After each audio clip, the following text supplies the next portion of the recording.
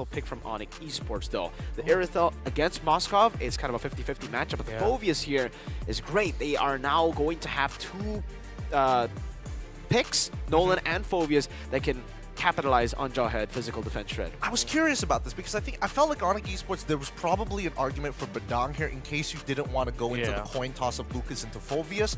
Bigetron Alpha now, they're very not inclined to picking Lucas at all at this point. They might just have to throw Gatot into that EXP sector unless they're comfortable with just playing CC into Phoveus. Exactly, yeah. CC's still open, so I think that's why they picked the Gatot Kacha fourth, because they were looking for the EXP trade that might happen, and they go Guinevere. Okay. I'm okay with this. XP? I think it's Rome. It's Rome. 100% it has to go to the Rome, right? Because if we're talking about serving dinner on a plate, no, that's wild. It's Luke on Gwyn. See, that's why when it's Luke in the building, you might have to think about it another way. Because you have a playmaker in Light, but who wants to be the real playmaker? I think most of the times, it has to be Luke. The guy wants to be the one to go in for the crazy plays on Lapu Lapu, Masha, and now we get to see it on Gwyn.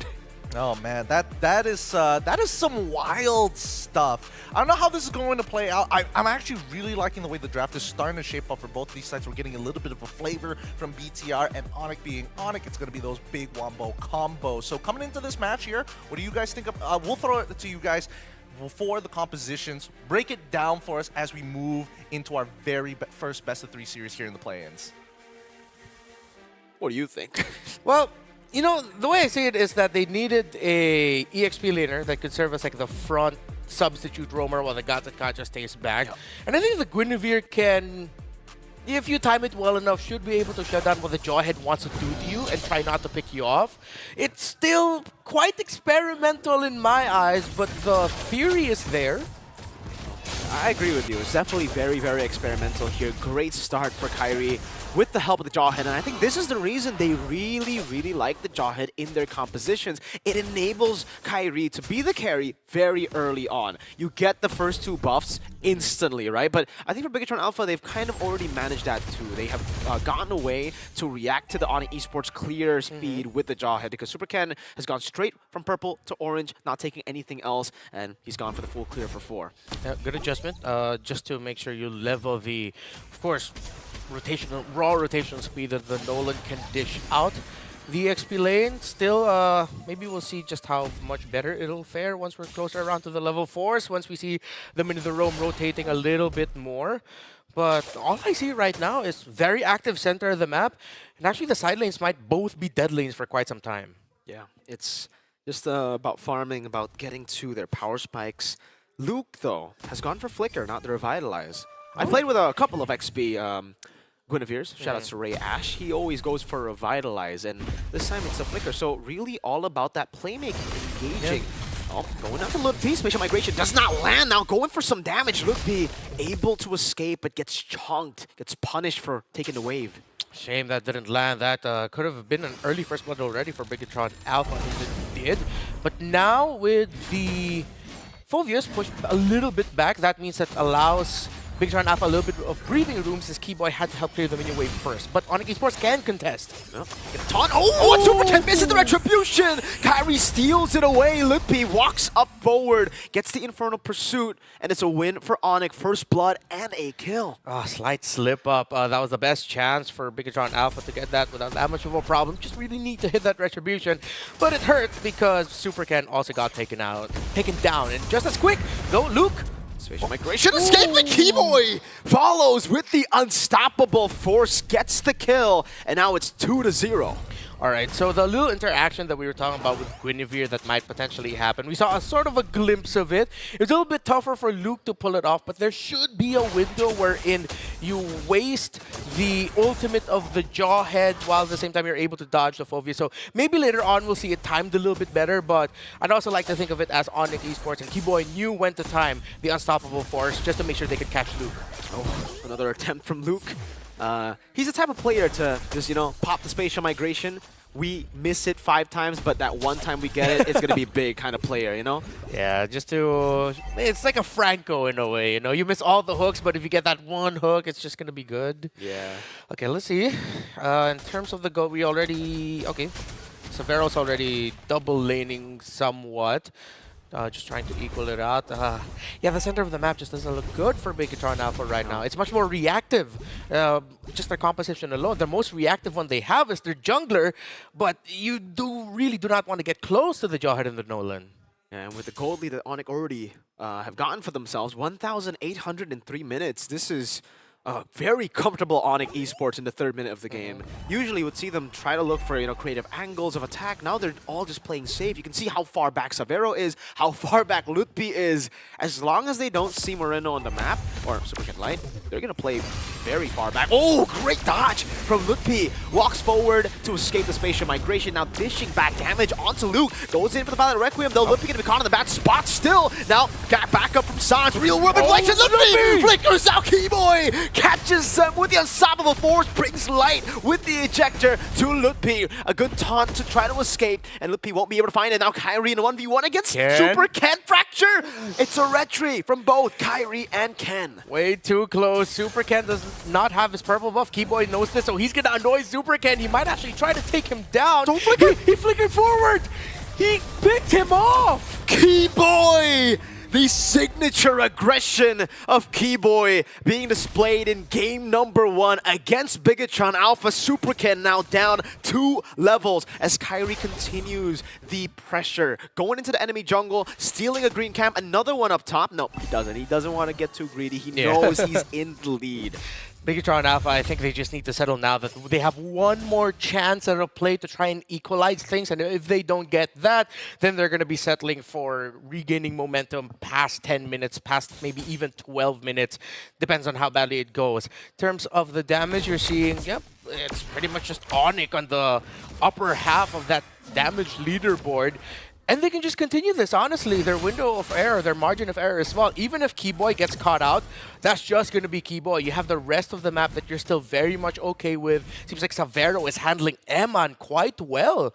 He's not dominating him, but this is one of the sides of Savero that we talked about that we could see that is just like, I'm just going to do my best to manage it. Keyboy pops in the conceal. Sans pops in with a Void Blast. Eman throws out the SOD. Smart move by Eman to escape a possible gank. Savero, though, will be able to deny Eman of the gold. No! Eman walks back up, clears the wave. Now diversion up top, though. Savero pops in a heavy crossbow instantly. Doesn't want to leave it up to chance. Yeah, imagine if he just stood there. It's like, I can take this. Then, surprise, suddenly it's the entire Bigetron Alpha. Luke, gets a knock-up. Switch migration to the Violet Requiem. Now stunning Keyboy up. They're looking for the kill here with the taunt, too. The Light is the one to take the kill. Now 4-2 in kills. But Sans is starting to really hurt Super Ken. Caught in the bad spot. AOG onto Kyrie. Light, taking a whole lot of damage. Jumps back in. Pops Revitalize and will be able to sustain. Hold up, Lutpi. No, he won't take it. That was such a good read, though. Lutpi almost got knocked out by Luke, but you could see he was waiting for what could have been the entry by anyone. He just stood there. It's like, all right, is anyone going to be coming in? And Luke thought Lutpi would go forward, but Luke, just right at the edge of the spatial migration, missed it. And now it's a free turtle to Onic Esports. Nothing Bigetron Alpha can do. If they decided to contest that, that would have been a dead team for sure with a 3,000 gold lead, and they're already sieging down mid. Light trying to be the guy to clear out the waves. He is getting poked, but he's done enough. Purple buff low, and Super Ken's nowhere to be seen. No, he's gone to the orange buff, conceding the purple. Onic take it. Yeah, so what we were talking about earlier, that even if Bigetron Alpha get a pick maybe at the Keyboy, Onic Esports wouldn't need to worry much about slipping their lead. That's exactly what happened. Keyboy got picked off, but that happened right before the turtle. But in a sequence wherein Onic Esports was still very healthy, that they don't need to worry about Bigetron Alpha pushing forward. It was actually a bit of adding salt to the wound, wherein Keyboy was the first one taken out, but Keyboy respawned just in time, just to tell Super Ken, you're really not getting this purple buff, with tossing it back. And now BTR really on the back foot. They've done a good job at keeping their turrets alive, though, right? You would expect the tier 1s to be down at this point of the game with Onic having such a big lead. But I guess for BTR, they still have pretty solid wave clear, great frontliners, and again, the playmaking ability. Keyboy conceals spatial migration. Super Ken followed through by Lutpi there with the charge in. Lutpi caught on the bad spot, goes in, flickers out of the AOG. Light unable to get the catch, but they have bought a bit more time again. Diversion. This time, though, tier 1 taken down. Diversion. Oh, no way. No way. Onic Esports read into that. they read into it. You saw Kyrie would have just walked forward. They checked those throws, but then they realized, wait, that's one throw, and he was able to dash away with too. the fracture! Kyrie with the instincts! That was too fast. Way too fast, bro. I mean, you said earlier they know each other so well. Right now, it looks like Onic Esports knows Bigetron too well. They do. They really do. They know to the T when Bigetron Alpha will go for a desperate play, when Luke will go for one of those spatial migration flickers in a bad spot. And, man, that read was phenomenal. Kyrie. It also took a lot of discipline that before that diversion, when Light entered with the avatar of Guardian, Onic Esports, any other time, I could have sworn that they were going to continue pushing forward because it looked so good for them. And it was still a good attempt by Light, but I don't think even Bigetron Alpha knew or expected that Onic Esports would back off. So now it's a 4-1 split.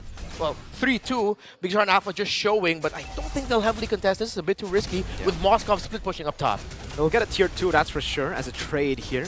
Moreno will continue this diversion coming down. It's going to be onto the bottom side. Sub-Hero pops a heavy crossbow. Gets baited in. Now gets covered to Soul Sever 2 and will fall. Kyrie secures the Lord. Eman is joining the skirmish as well. Keyboy walking up. Lippy able to find the stun onto Eman. That's a flicker out from Eman. It's Light assassinated by Kyrie. Now it's Kyrie on the flags. Keyboy walks forward. Spear of Misery to kite back. Kyrie walking up against Super Ken. Soul Sever, but gets fractured by Kyrie as he gets the double kill. Sans able to sidestep, but Ludwig still going after Moreno. Is he going to go under tower? Kyrie waiting, trying to get Eman, trying to get someone. He's trying to bait out the Spear of Misery before he commits, but he's cancelled out some of his recalls from Bigetron Alpha. Moreno does get out in the end here, and it is full defense now for BTR. In the mid lane they go. Lord 1, luckily for BTR, so they should be able to still clear it with no problems, but they will lose a tier 2 down below to the enhanced minions. Great discipline by Onic Esports. You see every team fight, it isn't just go, go, go. It's go, wait, hold, look for an ability. Once you see someone use a knock-up, a dash, anything, that's when you go forward. It's conditional team fighting that Onic Esports is showing right now that I don't think Bigetron Alpha expected out of Onic Esports. Bigetron Alpha are playing this like they would any other team, which is let's go, let's just fight it out and try to out-micro them. Onic Esports, they're out-microing and outsmarting Bigetron Alpha. They really are. So far, Onic Esports have had the control every step of the way. Even these team fights where Bigetron Alpha get a big pick, Savero was down. But at this point, Savero isn't really the main carry. It's Sans and Kyrie. Mainly, I think Kyrie here as the assassin. Coming in the end and looking for the pick-off. Sans is the main damage dealer. So for Bigetron Alpha, as we get into the later stage, they have to be way more careful as to who they target. If they use all their resources on Savero, it's going to be bad. But if they use all their resources on Sans, it'll be similarly bad because Savero will constantly be scaling up. Yeah, with a very scrappy lineup of Onic Esports, like which one do you go for? Exactly. Yeah, they already saw that, okay, if they try to go for Ludwig first, Ludwig can buy time. Even more so now, despite having more damage on the side of Bigetron Alpha. At this point, there's a conceal on the side of Onic Esports that they can utilize so they can respond to whatever trouble Ludwig finds himself in. Wow. So, in terms of the items, Thunderbelt and T-Grass. Eman is actually up on gold. Well, he's even with Savero, which is, again, impressive considering Onic has held such a strong grasp in this game for 12 minutes. True. I mean, they did level the laning phase, and then Eman was able to get that push up top, so maybe that's where the good amount of the gold came from. Purple buff. Take it again. This time, Retribution from Kyrie. Even with the Lord coming up, it's no problem because they know there's no threat of BTR actually contesting. They're going to have to look for a big fight if they actually want to contest. Again, poses the question, where are you going to find it? Who are you going to punish first? Clearly, Kyrie or maybe Savero might be your main target, considering that with the scrappiness of the Onic lineup, they don't really have a peeler for Savero. Their peel is with aggro. Where are Onic? Yeah, Savero was in the bottom side, actually. So Bigetron Alpha have an angle to start this up. The diversion used up. Luke will be the one to take it. To the back he goes. Heal. That's an ejector. Oh, they find him on Keyboy! What a pick! Moreno trying to run away, flickers out to safety, but gets caught in the midst of the battle. Kyrie slays him. Luke is next to fall. Light. Revitalize won't save you here. It's a double kill for Kyrie, and it is all Onic Esports. That was just way too clean. They were adjusting their positioning, but in that split moment, it was Eman that was in front of the pack, and now it's only Super Ken left to defend. defend. This looks bad for Bigetron. Mutpay chasing forward, just zoning Super Ken away. 13 minutes is all it takes for Onic Esports to dispose of Bigetron Alpha. Oh my goodness. I'm pretty sure that's not how Bigetron Alpha would have liked to start this. While Onic Esports, what did Coach Yep tell you again about when they're starting to look weak? What did